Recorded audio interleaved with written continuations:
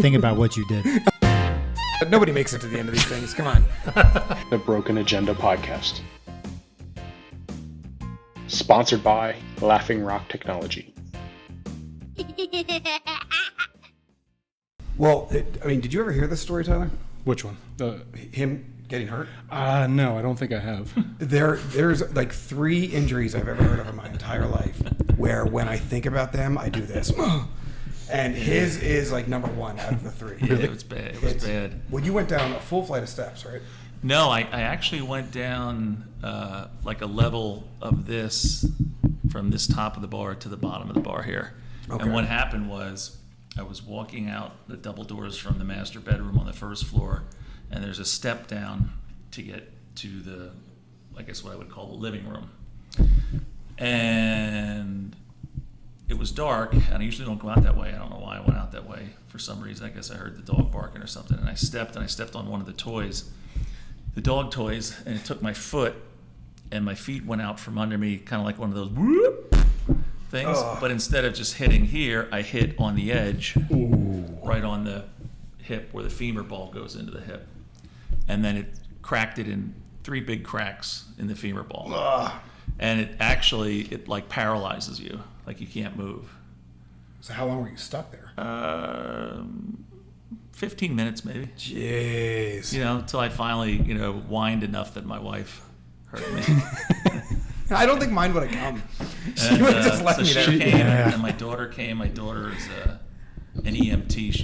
She's starting PA school down in James Madison. Okay. Congratulations. Thanks. That's Yeah. awesome. So she, then they just called the ambulance, and they came and hauled me away. And then the next day, they took me to St. Joe's, and then the next day, whoever the ortho people are there, they put 3 big screws in the femur balls about like that. It goes into your hip. And that's how you move. Yeah, so thankfully I didn't break the hip itself. I just broke the femur ball that goes inside the hip. I don't know. That sounds just as bad, though. I'll tell you, it's the most... thankfully, I haven't been injured a whole lot. So I know there's probably other injuries that hurt more. But this thing was just the worst. Any way you tried to move your body, it hurts. Did you have a donut? Did they give you a donut to sit on? No.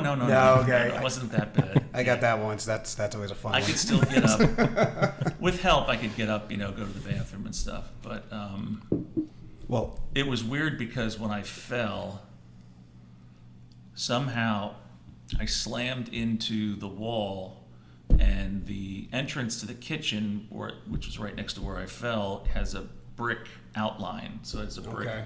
So I hit the brick here.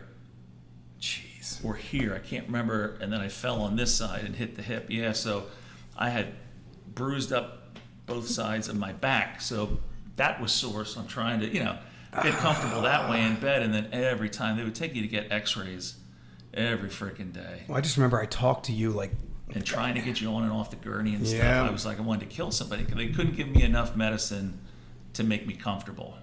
Well, I have I recently like That was last the week, worst part. and I think I told you this. I have the Fisher-Price version of your story. Oh yeah. And it involved a dog stuff. Dogs are trying to kill us, I swear. Yeah, I know they are. But I was going from my kitchen into my dining room, and we had a gate up. Yeah.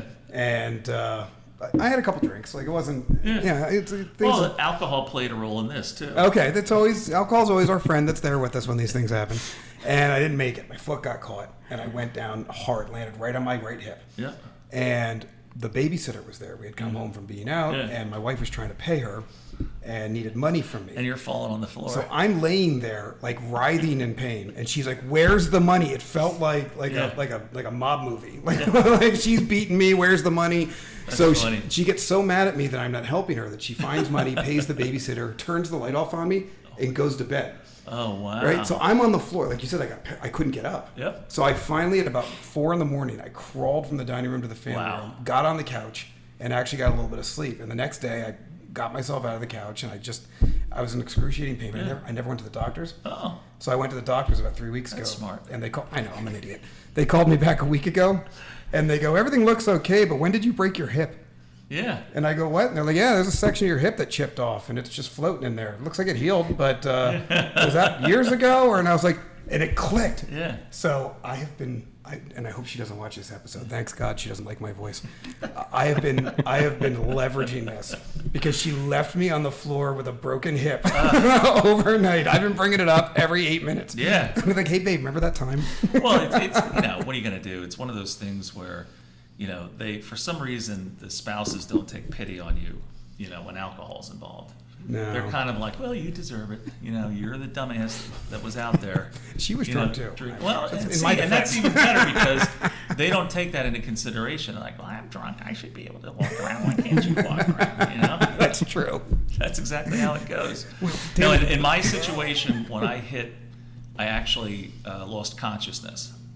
And I woke up, and I'm guessing it was 15, 20 minutes, and then I tried to pull myself up and couldn't do it, couldn't move.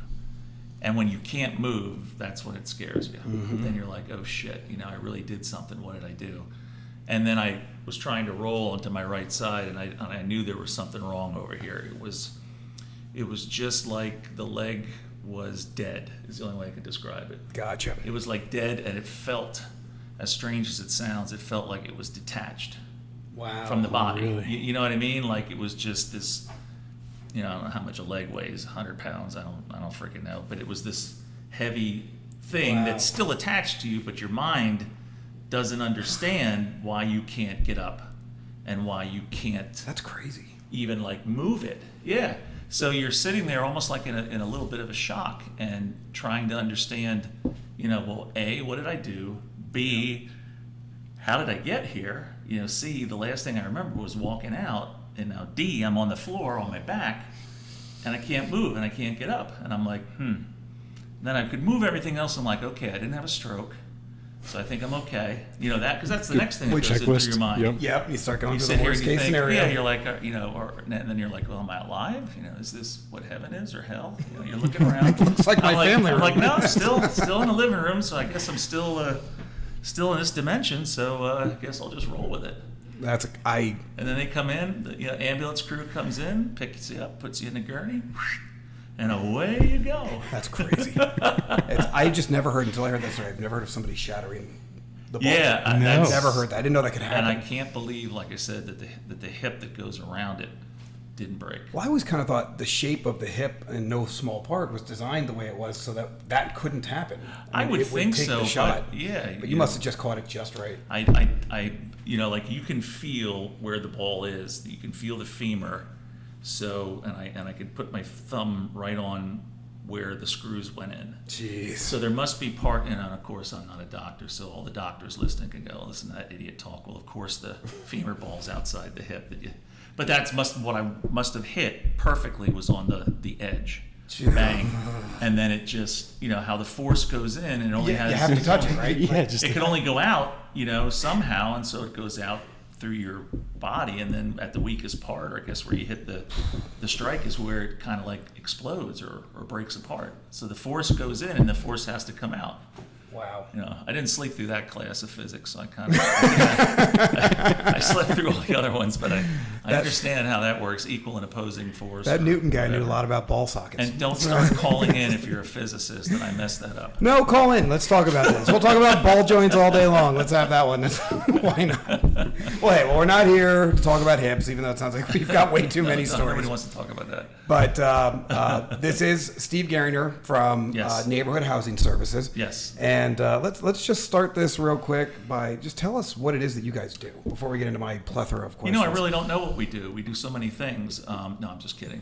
I've been here 5 years. Been here 5 years now, and when I got to NHS, it was sort of like, what's that phrase? Jack of all trades and a master of none. Okay. So there were so many different lines of business that we were in.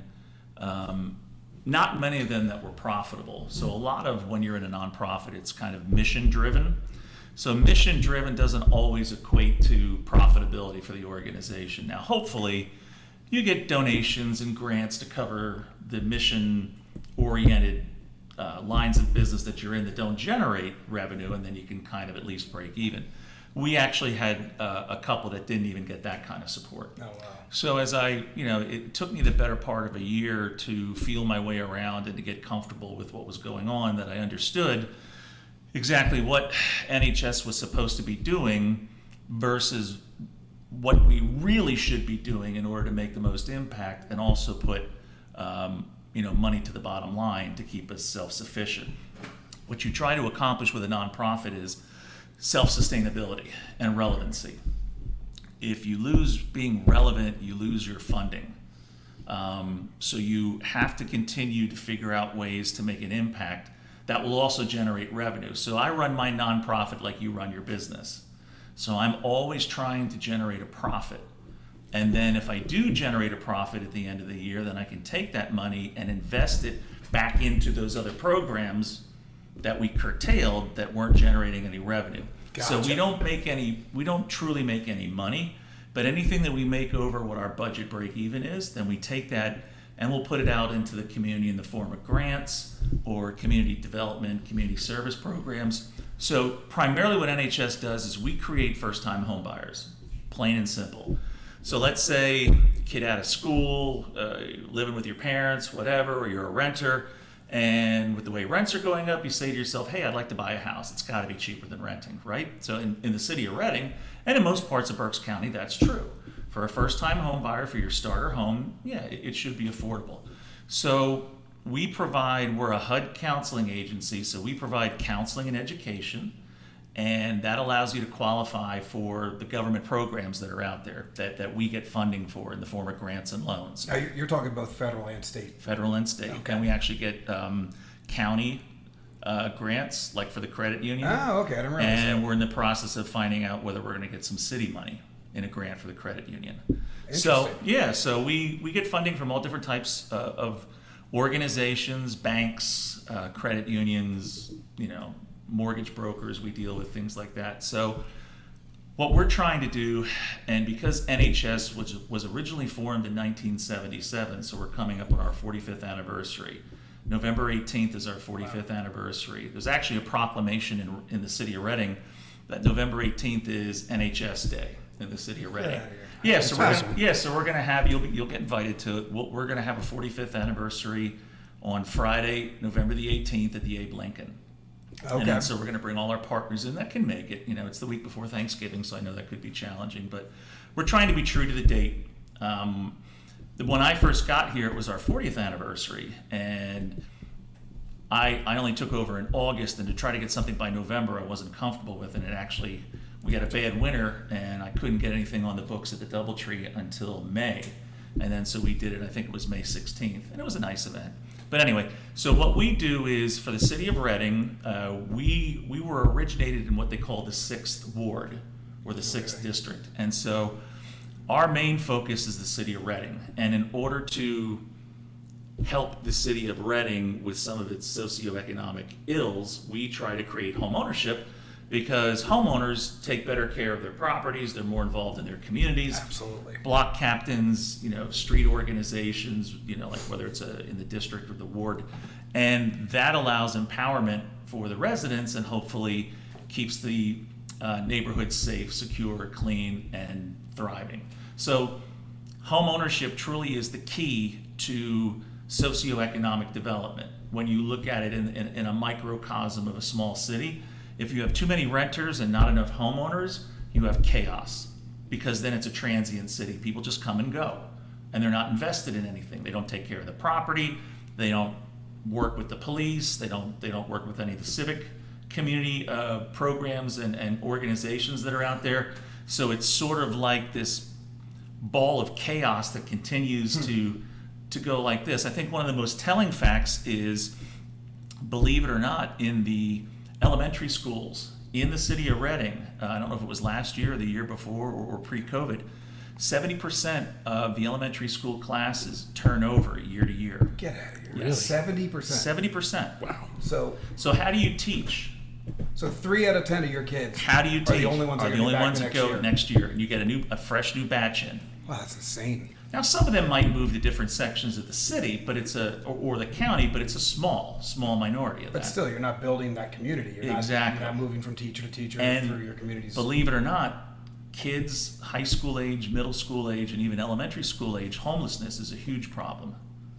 I have heard that. In some So of our there's podcasts. an underbelly of society of kids because of family dysfunction.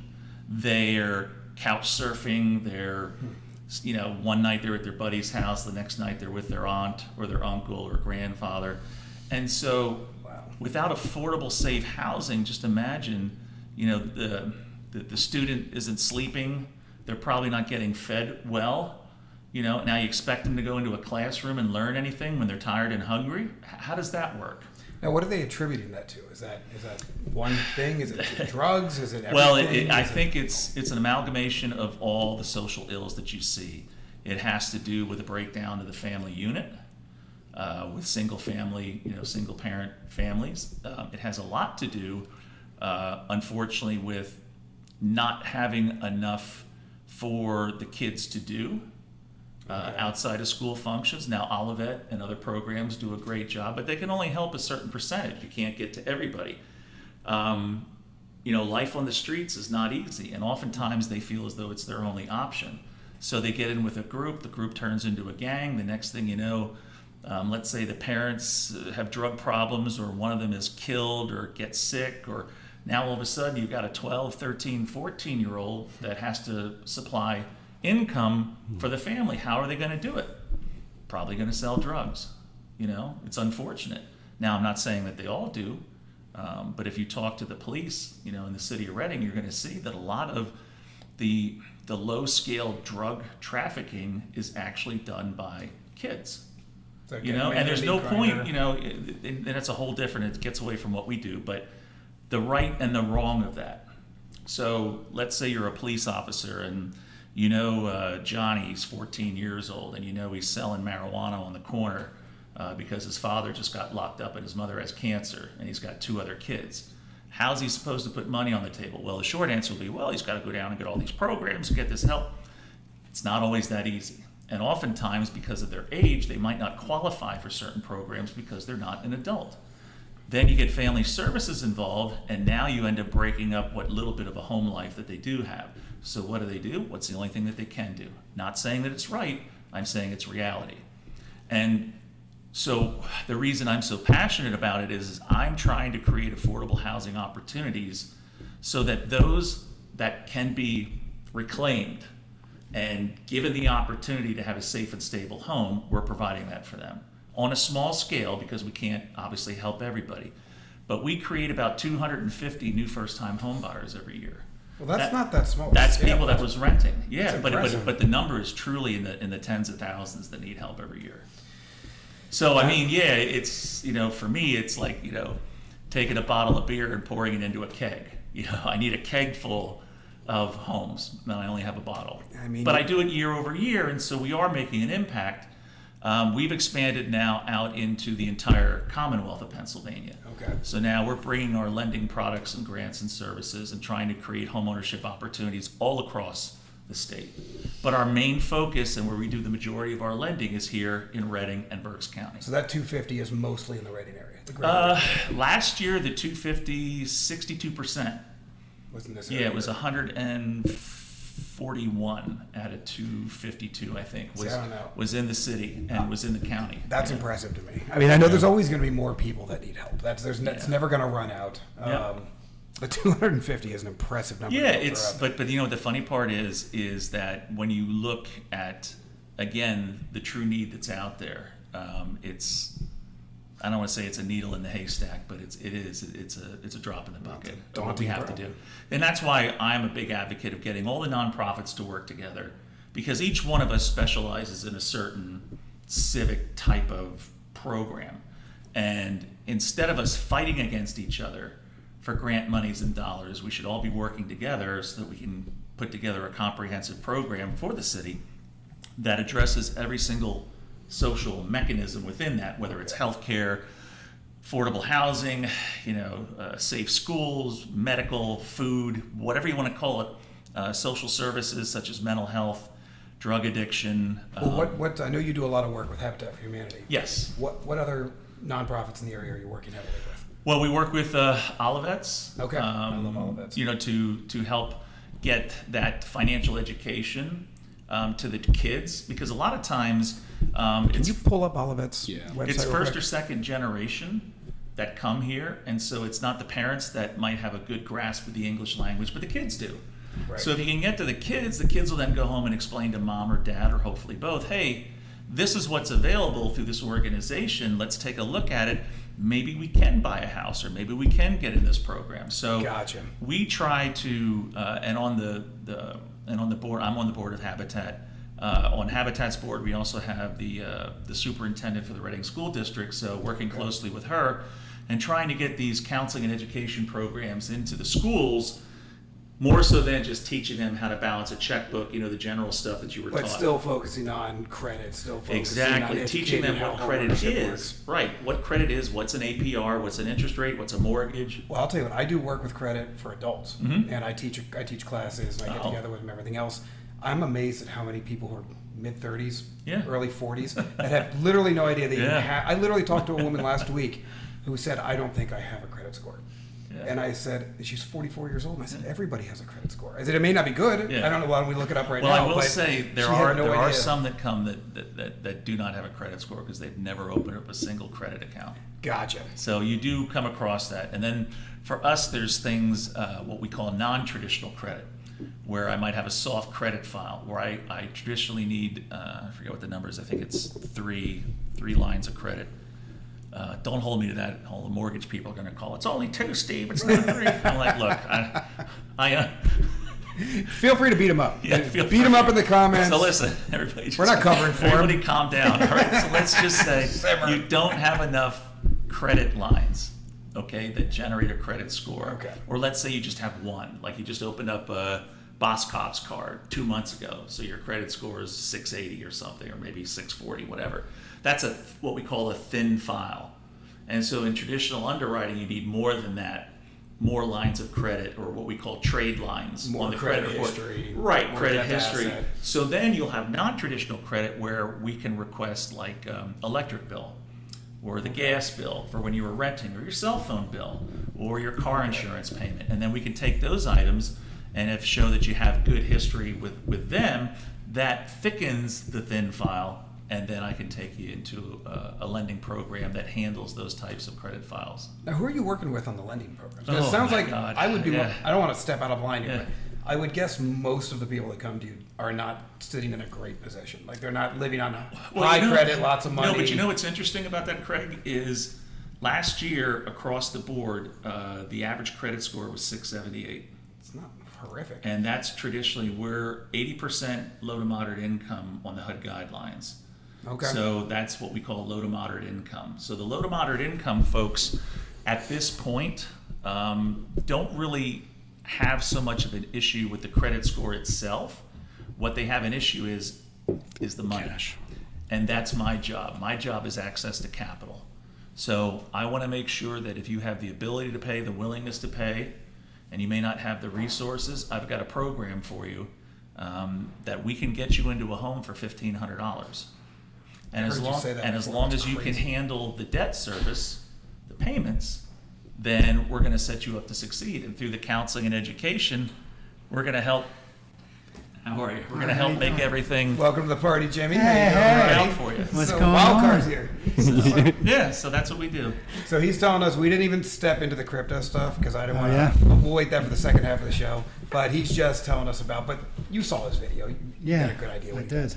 All right. So what I love that you guys, my favorite part of what you guys do is twofold. One, I love the education piece. I think that is phenomenal. I love that you require the education. They have to go through the classes. They have to show the commitment. They have to show the willingness. And I love the follow-up.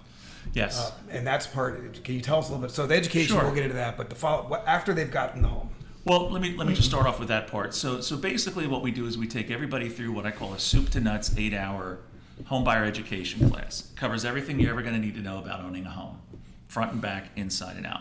Then you're going to get one-on-one counseling, what we call pre-purchase counseling, to make sure that your budget works, your credit is good, and you fit within the box of what the lender's parameters are for the loan we're going to try to put you in.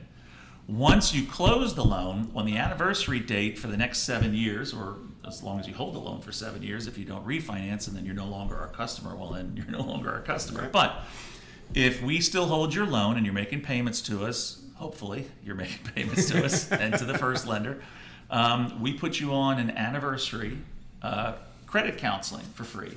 Okay. So we look at your file again, make sure that, because once you go to settlement, I could lose you. You could go crazy and go to Vegas and take all your money and, buy a Lamborghini or whatever you're going to do. And then the next thing you know, your debt to income doesn't work and you can't pay us, or you can't pay the first lender. So when you get to settlement, as soon as the papers are signed and the ink is dried, I've lost you. So I got to make sure I get you back, keep you in the fold, and make sure that you understand about maintaining a budget and, keeping your head above water financially. So just because you have a house doesn't necessarily mean, well, now I can go out and buy whatever I want to buy. Right. A lot of times, and the craziest thing is I had one client say to me the one time, well, I don't understand why I keep bouncing checks. I still have checks in my checkbook. And I'm like, stop it. Wow. Yeah, exactly. So that just kind of drills down to sometimes the challenges that we're up against, and so when we get together with them, we send out it's like a little birthday card. Hey, happy birthday to your house. Guess what? It's been a year since you went to settlement and we made it possible for you to purchase this home. We'd like you to come back. Can't force them, but we let them know that it's strongly encouraged. Hey, come back in, let us check your credit, let's do the budget again, make sure you got enough wiggle room. Now, do most come back? 72%. That's a pretty good number. Back. It's a pretty good number, yeah. So we want to be the first call they make when they get in a jam, not the last call. Okay. And our main job, once we close the loan, keeping them on track, is if they fall off track, because the unfortunate part about lending and underwriting is we underwrite based upon gross income and not net, but we take it a little bit further. We do what they call the VA residual income check to make sure that their net income residually works, so that we're not putting them in a situation that jams them up. Just because it fits, and remember, some of the FHA programs will take you up to 50% debt to income on your gross.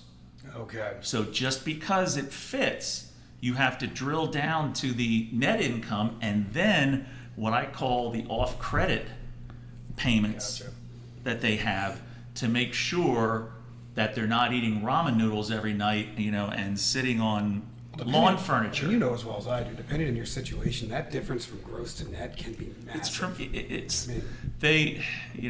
We've collectively in certain nonprofit circles, we've tried to petition for changes in overall, conventional and FHA and VA underwriting, but you're never going to be able to climb that mountain. It is what it is. So nonprofits like us, our job is to be the last line of defense to make sure that unscrupulous lenders don't take advantage of first-time home buyers.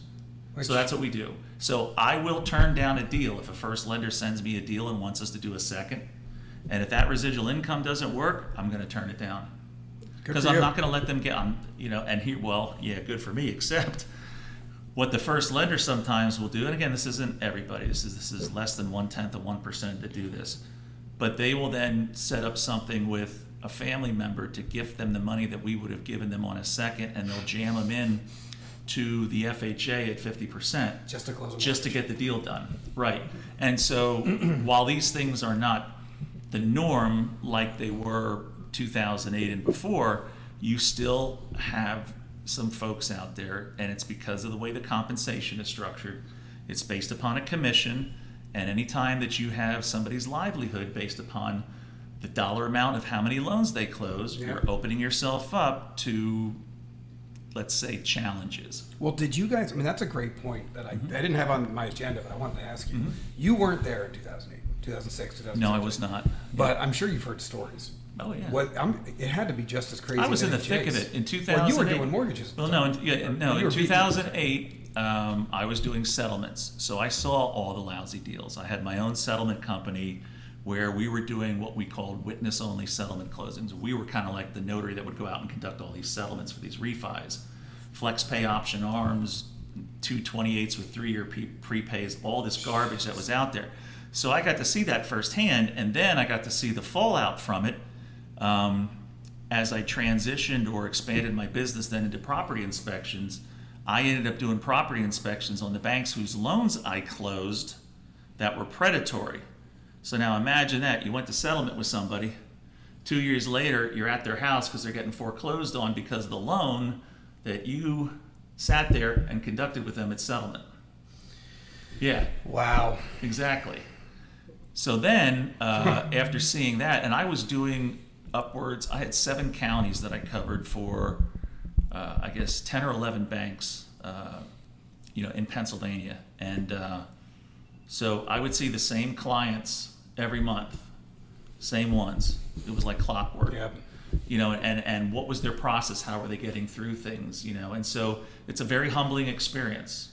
And so that's what led me then I got into banking, and that's a whole story with a community bank. And then this opportunity became available, and I wanted to be an advocate for those that need help, That's and awesome. that don't know what to do and don't have the traditional access to capital. That's what we do. Well, I remember I was in real estate during, yeah, not in real estate. I was doing settlements actually on the other side of the table. I was with a builder, I was a VP of a builder, and I remember the moment I realized this whole thing was going to come crashing down our head is when I sat down at a settlement table, and I saw the financials for the guy who was buying the house from us, and it was a $750,000 McMansion, and he was a owner operator of a semi truck. And he cleared $60,000 the year before. His wife didn't work, and he had 4 kids. Yeah. And I was like, wait, how is he getting this mortgage? Like Flex pay option arm, 1%. That's exactly what they did. And he ended up foreclosing this Yep. big, beautiful custom home. I think he was in it 2 years. And the whole thing came crashing down in his head. And I remember as I'm sitting at that settlement, I turned to one of the other VPs, and I was like, should we be doing this? And he goes, if the bank's willing to give him the money, who are we to tell him no? And I felt like that was the answer, the whole chain up However to the you can top. sleep at night. Yep, was if this person's willing to do this, then who am I to say no? No, see, and the problem is not many folks got to see it from my end. I think the reason I'm sitting here running this organization is because of what I saw back then. Really? Had I not seen that, I might not be here. Wow. Because it changes you. When you see the human struggle of losing the most important asset that 99.9% of humans are going to own, it's their home, and you screw with that, Yeah. there's a special place for you Yeah. when you mess with somebody's home. Well, not only their home, but their financial future. No, but it's just the home. Their economic The home legacy, is the yeah. central of all of that. You're right. You lose your home. It's for some of the folk, you say to them, how are you going to recover? How are you going to recover? It breaks up marriages. It causes all other types of issues, and they have job loss and everything else. It is, if you mess with somebody's home, like I said, to me, there's nothing worse than doing that. You can hear, and this is going to sound funny. You can sell them a crappy car. You can sell them a crappy refrigerator. But if you sell them a lousy home or jam them up in a lousy loan, it's not even shame on you. That's despicable. That's a despicable human being. It's like a lifelong repercussion. And there were, that whole subprime thing just showed you the greed and depravity of what human beings what's possible. There were some brokers whose offices I'd walk into and I'd have to take a shower when I would leave. Wow. That's how scummy they were, you could tell. Well, I think a lot of people that weren't directly involved never truly understood it. No. They never knew what really happened. They didn't understand. Well, and they didn't understand the financial products. For example, the flex pay option arm was started by a husband and wife, World Savings Bank, and there was something back in the day called a yield spread. Okay. And so the yield spread was the difference between the rate you could get the customer or what they called the sucker to take versus the actual fully amortized The rate. sucker. And then, well, that's what they called it. I know. And then you would then whatever that was. Let's say it's a 6-point difference. Well, 6 points on $300,000 over 360 months, whatever that number is, then you would, let's say they'd give you a 10-point commission. So let's say that money is $360,000. You got a $36,000 yield spread for jamming that product down that customer's throat instead of putting them in a conventional. So they literally fixed rate. turned the brokers into the enemy of their customer. No, they just made They're it so trying to easy. They made it so easy to sell these loans because who would not want to buy the $750,000 McMansion if somebody said to them, well, here I can show you how we're going to do it. You can have this And then house. it was the old adage, oh, well, don't worry, we're going to refinance you out of this thing. Well, guess what? The tsunami was on the horizon, Yep. and the housing values crashed, And now you can't refinance out. And then the beauty, and I'm saying that sarcastically, the FlexPay option arm was it would recast after 5 years, and you could end up owing 125% of what you borrowed. Ooh. So now, let's say you borrowed $400,000, now you owe $500,000, and your house is worth $300,000. Well, what the hell are you going to do? Yeah. Walk away. They hand the keys and they walk away. Yeah. Wow. And now all the banks are sitting there going, we never wanted to get into real estate. We don't want to be real estate agents, And then so I got into the business of doing the property inspections. Okay. And there were so many. When I started in 2009, it kind of started small. By 2010, Well, you know what? Actually, 11. hold on to that thought. We're past break here. Oh, sorry. And I do want to hear this. So let's take a break real quick, and we'll be right back with more Steve from NHS. Thanks. The Broken Agenda Podcast. Sponsored by Laughing Rock Technology. Yeah. Ready. Well, then you know what? Let's just jump back in. We're back. Sorry, I didn't mean to cut you off. No, you didn't. But I do want to jump in a little bit here more about NHS, if you don't mind, and kind of flip over. Yeah. So we've got, if you want to do a screen share real quick, and I'm going to jump right into this because I've been dying to talk to you about this. And Jimmy, now that you're here, and welcome, buddy. Thank you. We found, and I didn't even know this existed. So Jimmy told me today, and apparently the company he's affiliated with for crypto is an investor in this, so he knows a little bit more than the average bear. But this USHX that anybody watching, not listening, will see on their screen right now, apparently this is a cryptocurrency designed to be in your space. Like it's designed to help people with housing. It's designed to help. Well, Jimmy, why don't you tell us what you know about it, like what this thing is? And you haven't heard about this, right, Steve? No. Okay. No.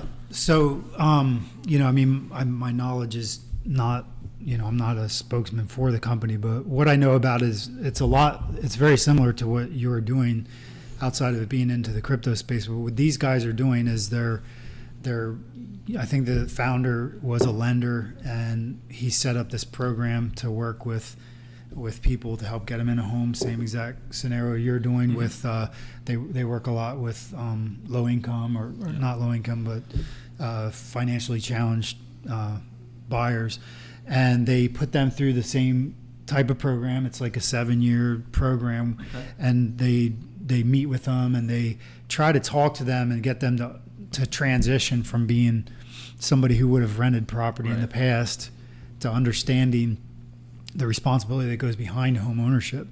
Because if we go back to a period in time when we were throwing loans out and everybody was getting loans, I think we had part of the problem was that these people are not accustomed to like, hey, you got to make repairs, you got to maintain the property. And it's not like when you rent a place and you just watch it fall to pieces around you. You have a financial obligation that goes behind it. But what these guys are doing then also is so by tying this into the cryptocurrency space and having an actual token, people can come in and invest in this product, and so it's in essence raising capital for them to go and do these programs. And then I think what they have done, this is new, and I was just on an AMA that they had about 2 weeks ago. I think they've actually designed their own house plan. So what they're doing now is they're going around the country and they're buying vacant land and building homes, or then they would buy a house and renovate it specifically for a customer. Where does the coin come into the play? So what are they using the coin for? The token basically it's tokenizing, everything in our future, if you're, depending on how you feel about crypto, it's tokenizing. It's almost like a stock, right? In traditional stock market, you have to be an accredited investor. In the crypto market, that sort of rule is kind of faded away. So people can come in and invest in these companies through cryptocurrency. Okay. And now you have a piece of what. So if you believe in helping people with finding homes, and this is something you're passionate about, you can actually contribute by buying some of the USH. Okay, I got it. Correct. That makes sense. Correct. And then if they're successful, theoretically, the coin value, or the more people invest, the higher the coin value goes, so you can make a return. Yep. Okay. And so those spreads, the profits that the company make is what builds the the value of the token and the assets of the token. So guys, we're getting into the next phase of cryptocurrency is going to be tokens and projects that have real assets and real use case. So Steve, if somebody offered you $1 million USHX, would that be adequate for a down payment? I would think so. Well, no, they're only worth like what would Oh, I don't know. one 10,000th of a penny. I Yeah. think right I now know. we looked up the price. It was a little low. It was, Yeah. A million of them are $11. pretty much. Now, you Yeah. might need a little more than $11, but yeah. All right, we got to get you on crypto. We'll get you a mining rig set up. You can start making USA Jacks in the office.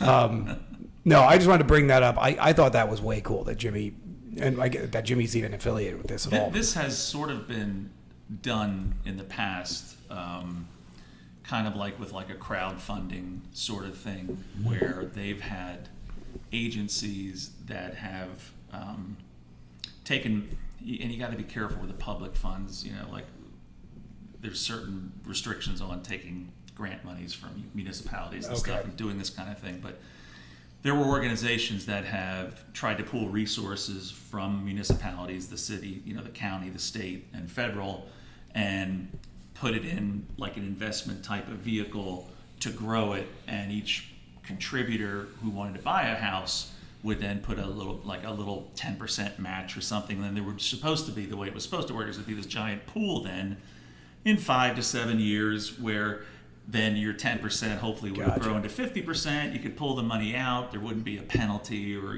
whatever. If you didn't go through with buying the house, then that portion would be returned to whoever the funding source was, the local municipality, the city, the state, the county, federal, whatever. I remember that going back as early as 2006. Okay. And it never, and maybe your listeners have more information than I do. I never, because we haven't heard about it anymore. I'm kind of thinking it never really worked, but I'm intrigued by this because I do believe that, crypto, NFTs, things of that nature have the potential to build this type of, ongoing growth.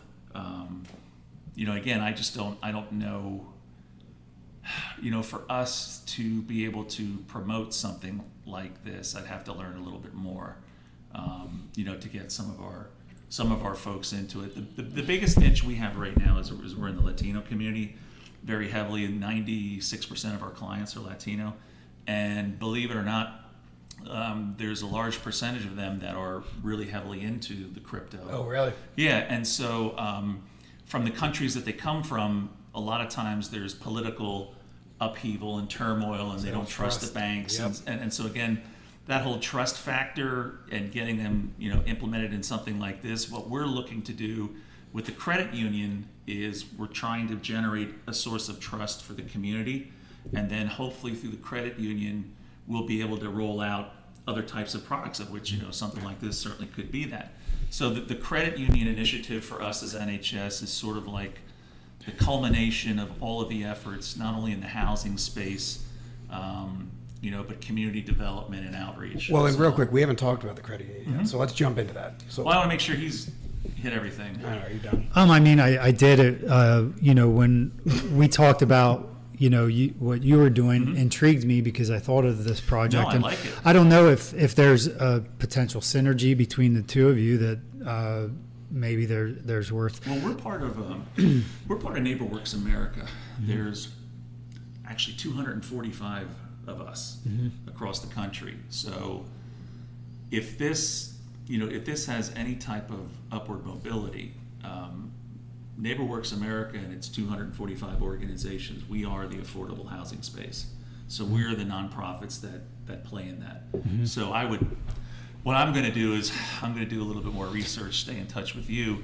I'm actually on the Banking and Lending Committee, and we have to give presentations every 2 months, different things that are out there. And, I'd like to learn more about this and maybe, present it before the committee. And then, like I said, this gives them access to, again, 245 organizations across the country that are in this affordable housing space. So Yeah, and these guys are out of Houston, Texas. Okay. Mario is the gentleman that I know. They came up to visit us back about 6 months ago. Oh, great. But so they do these AMAs Yep. online all the time, and you guys could probably get together, have a that's great. conversation, Okay, yeah. do a live, I don't Zoom turn call my of nose some up to sort. anything. I want to see everything humanly possible that's out there to help someone buy a home. So there's nothing as far as I'm concerned, there's nothing off limits. Yeah. So yeah, I mean, interesting to see what comes of a Yeah. conversation. Okay, excellent. And if the 245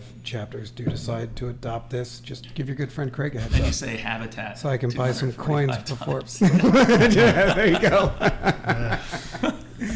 That would be 56 million USHX every time you say it. Can I really digress the conversation for a second? Oh, son of a. Rewind back a step. All right, let's go. Here All we right. go. So I don't know what you know. So I don't know what, like, you don't know much about me, but I was actually a realtor Oh, great. during this whole. Nobody says, 2008, "Oh, great," right? when somebody says I was Yeah. a realtor. Come So- on. So with your guys' experience, you from Like, the I was a builder. lawyer. Oh, great. You know, you were from the builder side. You were from the lending side. When I was sitting down meeting with customers and I was doing their estimated closing costs and looking at back and front end ratios. It started to get to a point where people were starting to insult me because I would approve them for less than the bank would. And I said, well, I mean, I'm just using a front and back end ratio. If they're going Yeah. to give you more than what you should. And then it got to a point where I was starting to get, like you were saying, like this is crazy. People were getting too much money. My final customer was my sister. And I told my sister, I said, you want this house, you can get this house. But I'm telling you right now, you can't afford it. Yep. And I don't want to hear one single complaint from you if you get this house and this whole thing goes Did belly she up. listen? No. Family never listens. She got the house and she damn near lost it. But she pulled it out and they were able to refi and get out of the adjustable rate mortgage. Thank God. And now she Wow. breaks me. And every time the house complaint comes up, she's like, my brother sold me this stinking house. Oh, my God. No, it's an inside joke now, though, so okay. she's not serious about it. But This is why I won't even help my brothers anymore. I'm like, no, because if I'm right, you'll never give me credit, and if I'm wrong, you'll never let me live it Never down. will. I was Yeah, I like, know. nope, we hang out and we drink at Thanksgiving. That's what we do. Go to football games. That's the end of it. so with that, I apologize for getting here excellent. late and not giving that That's introduction totally about fine. it. So we can carry on. It's I didn't all want, good. I didn't No want to worries. take too much time. No, that's funny. I didn't realize your sister got caught up in that. That's crazy. But I do believe that she didn't listen to you because I don't really listen to you either. So That, I'll tell you what, we're that- basically family. That 2008 downturn affected more people than I don't know of anybody that doesn't know of someone Everybody that was impacted. By everybody it. was It tied was just up. the craziest thing. And like I said, you don't get to see the humanistic element of it till you drive around and you visit these people, and you see that you see the living hell that they're going through, knowing that they're going to lose their house, and nobody would help them. Well, and it's just like inflation now. It always hurts the least of us first. Yes. It echoes up. Yep. And that's, But hey, let's print some money to reduce the inflation. That'll fix it. That's a Because the last whole time I nother was in episode. Econ 101, that's exactly what they told me to do, was increase the money supply in order to Inflation increase reduction your bill, purchasing $700 billion. power. Yeah. I guess they were sleeping during Econ 101. But Then we'll that's have my enough to- political statement for the afternoon. Then we'll have enough to pay people to stay home and not work. Well, The problem is the economy did too well for too long, so anybody worth their salt didn't go into government. You can make more money out of in the private sector. So we're left with people that have never had a job. love it. Yeah, it's great. So fantastic. But that's a whole other episode. We could do that for a 4-hour special. Yeah, I have to That's- be careful. We actually did an inflation X special. And did you? It was Yeah. what? It was like 2 months ago when it first Probably started. about when we first started. And I think by this point, it's already completely irrelevant. Mm-hmm. We almost got to reboot that thing because it has changed so much in Well, the it's last. transitory. The first time I heard Remember them that say word? that, I almost lost my mind. I'm yelling at the Transitory. radio like an old man. I'm like, what are you talking? Janet Yellen? That's her name, right? It's transitory. Food's only temporarily up 80%. God, I hope she's transitory. She's the worst. Oh. All you can do is laugh. It's horrific. And China's a very free country. Who said that? I heard Love that too. Who was that? Yeah, well, I don't know. Pelosi. There's so many of them that it's like every day when you turn the TV on, it doesn't matter what side of the spectrum you're on. Oh no, they're It's all comedy. equally. It is. You know what it is? It's what is it? What do they call it? Comedy of tragedy. What's Yes, it's like when a that? clown. Tragic comedy or Like something. like when a clown dies. Sounds like a good word. Yeah. It's like a circus. I stopped watching the news. The only thing I watch in the morning is this is terrible. But I mean, I do my financial stuff during the day. But the only thing I watch in the morning is WFMZ. It's yep. Well, no, There are people laughing at me for watching that. I'm like, what the hell? I said, it's the most benign news source that's out there. Yeah. It's not too far left. It's Nope. not too far right. And by the way, it's not too much information. So Nope. it's just, And it most- doesn't get you riled up. You know, Yeah, like I yeah. can watch it. I can drink my coffee. The dog's there. I'm not pissed off because of what some talking head is saying. I just gotta like, It's like one side starts the fire and the other side throws gas on it. You know what I Well, mean? That's how the and then you the know, other side comes back. It's Fox News is Fan throwing and gas. flame. Yeah, yeah. It's like, Yeah, it's anyway. And then you find out they all bought, fire starter stocks before the whole thing started. And they all made $1 billion. And it's like, there you go. paper fuel matches. Yeah. Don't understand why I bought all those stocks in that chip manufacturer. Yeah. Wow, There wow. was a big piece of legislation getting passed. Oh, Mr. Wow, that was Pelosi. lucky. You drunk driving genius, you. Oh, how fortuitous. He had a dream, I heard. He's just lucky. He's just damn fortunate. Tyler's losing it. We're not going to get out of this rabbit hole unless somebody All right, stop. forces No, we got Well, to talk about the credit union. That's where we got to go on Yeah, this. so I appreciate that. And trust me, and I Flip really... over to the NHS. Do you have a I- website for the credit union yet? No, Okay. because here's the thing. It's the way the NCUA, the National Credit Union Association, governs this. You can't really say credit union. You have to say proposed, Okay. because it's truly not an entity yet. I mean, I have the framework, but until you get your charter, you can't say La Familia Federal Credit Union without saying proposed. Gotcha. So you throw proposed. That is on gonna be back the end. name, though? That's the name, La I like Familia. that name. That's good. And then the tagline is trust is family. Okay. Very And cool. so that's the whole thing about trying to help the Hispanic community from a family standpoint generate trust in a financial institution so that they're going to feel more confident to do some of the things like you're involved with. And to understand that when they come here, a lot of them come here with a lot of money. They've saved up for generations sometimes to send the youngest generation over here to try to have opportunity and start a business, buy a home, obviously. But if they weren't ingrained in the banking or financial system in the country that they come from, now they come here with this money and they're like, okay, now what do I do with it? Right. Well, if I put it in the bank at home, there's a 50-50 chance I'm going to lose half of it, if not all of it.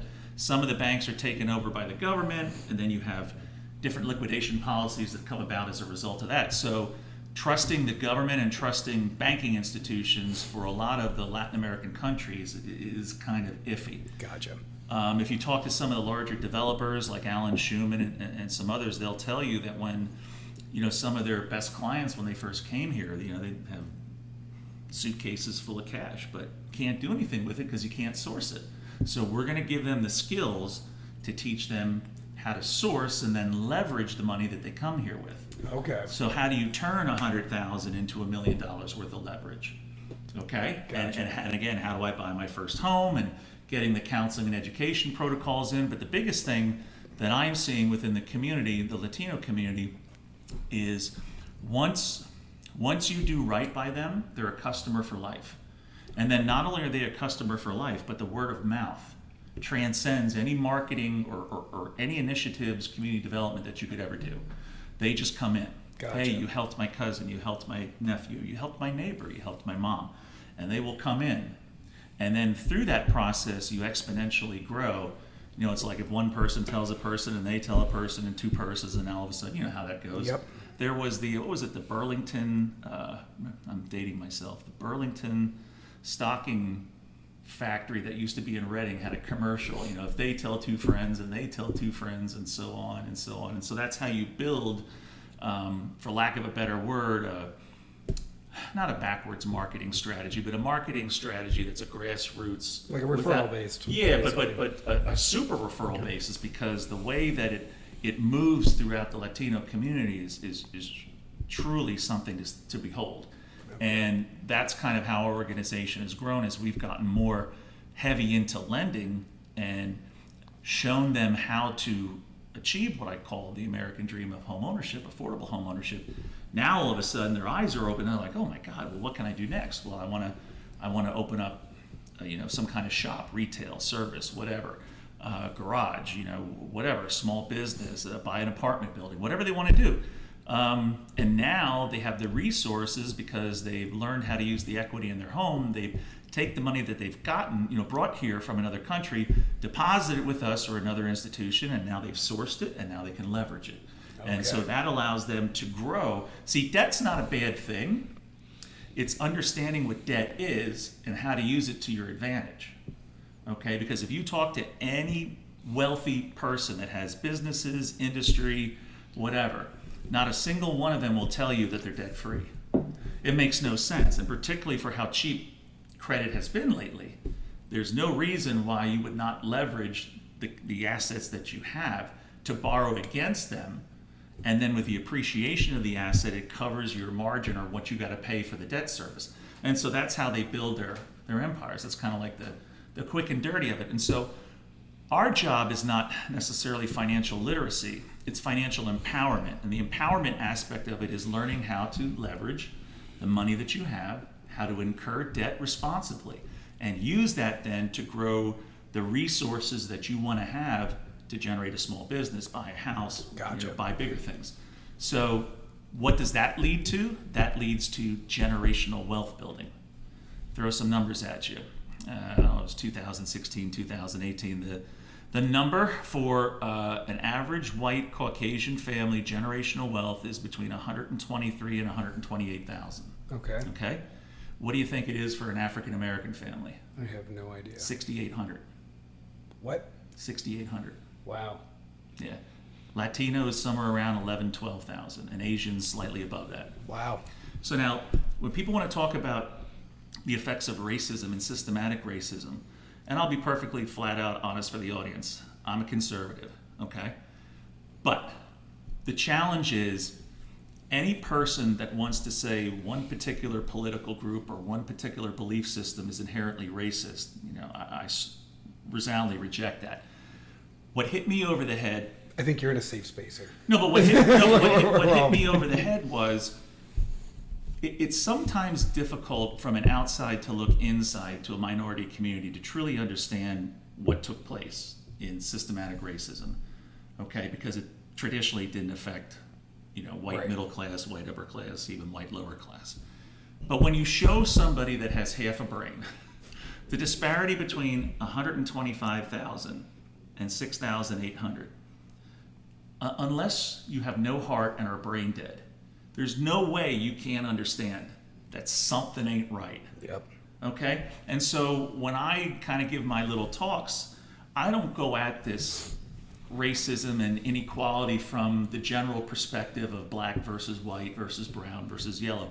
I go at it at what everybody can comprehend, regardless of what age level you are, what level of intellect you have. Everybody can tell 125,000 versus 6,800 is a big frickin' disparity. Okay? Whether you live on the Mars, on Earth, now it's a big number. Is the big separation there? It has to be real home estate. ownership. Yeah, It's real estate. It has to be. It is all home ownership. It's generational wealth of passing down familial homes. Okay? And that's where, when we get into the credit union and getting people into home ownership, that's how we're going to build the generational wealth. And by giving them the trust factor of leveraging the money they come here to start small businesses, now you're going to see the generational wealth increase in those minority demographics. I like that. So I like that a lot. There's a lot that runs through my head when I hear a lot about this whole topic, because I grew up in low-income housing on welfare, and I grew up, half of my probably 70% of my friends were, Puerto Rican and a lot of black friends, and sometimes if I grew up in a scenario where I'm being told like to get a job and work, or I'm being brought up in a scenario where I'm being told you can buck the system like this, you can get free money by standing in line. If you get money, then you got to pay tax, and if you don't, you get free checks over here. You know what I mean? So when I hear like, the example that you're given about the disparity in the numbers, I still am questioning how the cultures are bringing up the kids. Right. I don't necessarily I don't necessarily see that as such a opposite, like to say that I don't know that if I've got it out clearly, that's where my thoughts are I'll at. try to lead you to where you are. The challenge was, and you know, and I didn't really think we were going to talk about this, or I would have brought my. I didn't either. I would have brought my stuff, but here's the thing: you can research this. There were federal regulations in place that people of color could not purchase real estate. Period. Okay. And so the only way that I can really, And where does that date back to? I want to say it goes back to the 1800s. And then when was it abolished? I want to say 60s, 70s. Okay, so Okay, we're so Don't talking. everybody beat me up. We're only and talking start about. Googling it, okay? Because But we're No, not. We're that not makes even sense. like That we're would in make 50 sense. years. 50. Exactly, but- Okay, but so so it's that- still. but now the yeah, challenge it's has still not been- good. exactly. But you had people of color going back that far that had the ability to purchase real estate, but they were denied that opportunity. And so what did that do? Then that forces them into a rental scenario. All right. And then through the course of that, if they're not advancing, you know, in their workforce or workplace because of, you know, for lack of a better phrase, overt racism, now you've got a double-edged sword. If you're being racist against the demographic and not allowing them to climb the ladder of success, so to speak, and you're not affording them the ability to borrow money to start small businesses and more importantly to buy a home, you in fact are forcing them into the situation that you're talking about. And then when you look at that generationally, if that's all you knew and that's all your parents knew and that's all your grandparents knew and that's all your great-grandparents knew, what's the likelihood of your kids, let's say that you haven't come as far as you've come, let's say you're still in that socio-demographic set, what's the probability of your children breaking that and coming out and you know, coming over and getting over that hurdle? All I'm saying is I can't fix that, but what I can do is work with the demographic that we have success with that has had that challenge, and from the countries they come from have that challenge Well, I think 10 in times as those- much. And I'm just trying to give them the opportunity to build generational wealth to hopefully increase that percentage. Well, in no small part, I think you are fixing that because what you're really talking Well, about we're here not is fixing it, but the we're depth- helping. Yeah, the there's depth a of difference. generational knowledge. Yes. Like my father, we didn't grow up with much either, but at least my dad knew Yeah. the basics of buying real. He owned a home. He Yeah. knew, and he taught me that. And you know, Well, now imagine if he didn't have that opportunity because it was illegal. Exactly. And for your grandfather, it was illegal, and your great-grandfather, it was Yep. illegal, and so on. So there's a difficulty in information and skill sets being transferred generationally when that opportunity isn't available. Right. So then there's no need to focus on it because it's never going to well, happen. in reality, we're only really 2, maybe 3 generations separated from when that Correct. right And the was good restored. thing is we're getting the younger generation now that's coming from the Latin American countries who were in that similar situation. The other thing you have to remember too is within the certain communities in the Latino, you know, Latin America culture, the family is almost, you know, I won't say almost, it is more important than the home. So you'll see generations living within one home, you know, 3, 4 generations living in the same home. They're more ingrained in a community style of living, whereas then they come here and it's not a community. Right. You know, this isn't the I was going to say the Waltons, but the Waltons had no neighbors. This isn't like you know the days where everybody sat on their front porch and everybody knew who their neighbors were. Right. Now you don't have that anymore. So we've kind of gone to more of an isolationist approach to our society, which is, I think, going to contribute to even more of our downfall. But Yeah, we're like now you're 18, time to move out, get your own place, get Yeah. on your own. Like we don't really they stick. don't do that. They Yeah. want them to stay in the house, and if you get married, then your wife moves in, or you move in with the wife's family, and so But that's how that. that- What's that funny, seems- I read a really interesting article. The guy's theory, I don't think you can prove it, but the guy's theory was the beginning of the downfall of that type of community, the garage door opener. Yeah. The fact that you could come home, pull into your house, and close the door behind you without ever saying hello and to the anybody. houses that have no porches. Yes, and yep. That was and air air conditioning. 'Cause- No. But believe me, the one thing that they actually did a study on this. What they felt the top one of the 3 ills of losing the community fabric was the houses now being built with no porches. That's fascinating. I believe Because that. now I they don't believe sit it. on the I porch believe and it, they don't yeah. talk to each other. You know? Because when I was a kid, we were out on the porch all the time. Yeah. But we weren't allowed inside. I lived on Villa Avenue in West Lawn. Everybody knew your neighbors. Everybody was Yep. out on the porch at night. We were kids. We'd go out at 8 o'clock in the morning. Wouldn't come home until somebody yelled for us. Yep. And know? every adult was allowed to yell at you. Yeah. There was, yeah, it was. And you didn't talk back to anybody. Hell no, you didn't. So, what That's are you when gonna things do? got weird.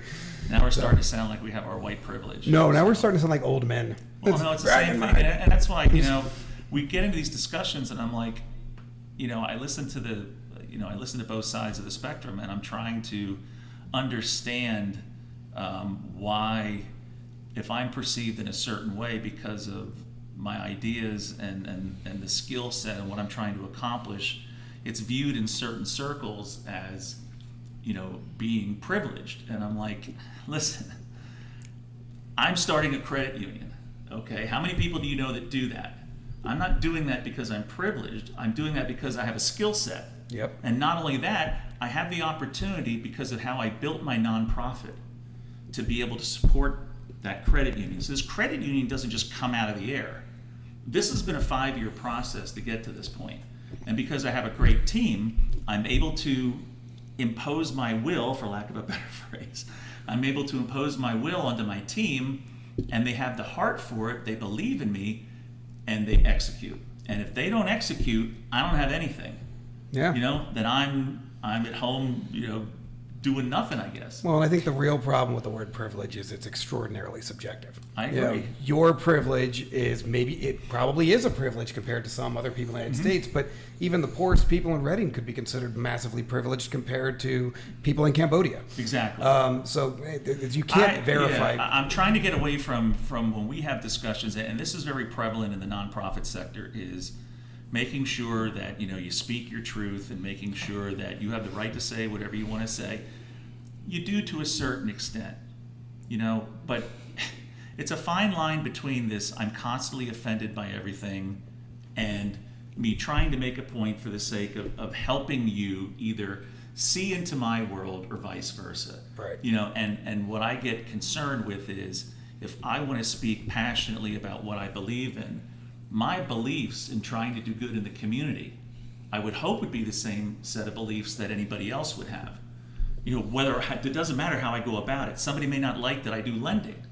Well, I don't care. I'm creating first-time home buyers. Yeah. Okay. If you're better at, making, meals for people every night and, working in a soup kitchen or whatever, and that's your way of giving back to the community, who am I to say? But at the same time, don't judge me. Let's work together. Let's not work against each other. Absolutely. And that's what we're trying to accomplish now with the nonprofits. We're trying to get the nonprofits to stop competing and start collaborating. I think you have the absolute right idea, and I think most people agree with you. We're trying. I think most do. I think you got some loud people that are Yeah. going to yell no matter what, Yeah. but you can't get pushed around by people that are going to blame everybody else. For Exactly. every And you single cannot problem. politicize it. Yes. That's the number one thing that will destroy any proactive movement. Because once it Absolutely. gets politicized, then the lines have to be drawn. And as soon as you draw a line, as soon as you are not willing to cross the aisle and deal with those that have a different opinion, you might as well get up and leave. Yeah. Because then there's this and there's none of this. And now what do I do? If everybody's walking around like this and we can't do this and eventually do this, what's the point? You're absolutely right. So It's a great way of expressing it. It absolutely is. it just It was a wonderful visual. just trying, just we are trying. The officially. people who are listening didn't see it. No, they didn't. But that's okay. Well, dump Spotify and get on wherever we are. We're YouTube, I guess, right? YouTube and Spotify videos. Yeah. Oh, Spotify does the video. Yep. That's right. Well, whatever you're listening on, I don't know what you're doing. All right, we're out of time. Tyler, did you have any final thoughts? I do not. No. Thank All you, right. Steve. Steve, thank you so I think much. I talked enough for everybody. No, it was awesome. That was Yeah, one. it's great. good. That's why I never Best get episode invited yet. back. Very good. And you are always welcome back here if you want to just talk some more. And next time you got to have a beer, though. Next, will. next time we have you back, we'll have Mario from USHX on the line. Yeah, that Oh, would be you know great. what? Get Mario. We'll have Steve back and we'll dial him in. Yeah. I'm serious. If there's any way that we can move the needle on something like this, I'm all in favor of. Until I see something fail, I'm behind it. You know That's what I awesome. mean? And anything to help somebody buy a home, I'm all in on. It's their number one investment. Fantastic. Yep. Well, Steve Gieringer, NHS of Reading, Greater Reading Berks, and check out their website, nhsgb.org, right? Yes, sir. All right. Thank you so much, Steve. All right. Have a great one, Thanks, everybody. Steve. Take care. See ya. everybody. Thanks. The Broken Agenda Podcast. Sponsored by Laughing Rock Technology.